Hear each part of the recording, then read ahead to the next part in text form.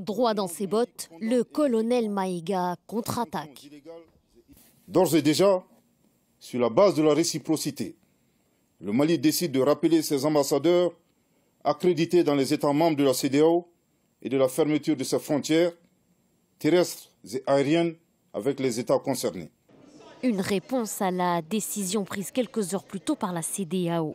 Fustigeant le manque de volonté politique des autorités de transition, l'organisation régionale a très vite placé le pays sous embargo en décidant la fermeture des frontières, la suspension des échanges non nécessaires, le blocage des aides financières, le gel des avoirs auprès de la Banque centrale des États d'Afrique de l'Ouest ou encore le rappel des ambassadeurs. La pression est donc mise sur Bamako, ou plutôt sur cet homme, le colonel Assimi Goïta.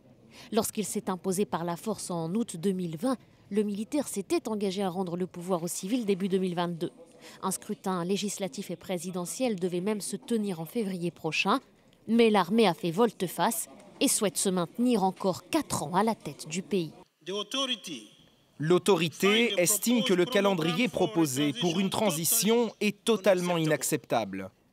Ce calendrier signifie simplement qu'un gouvernement de transition militaire illégitime prendra le peuple malien en otage pendant les 5 prochaines années.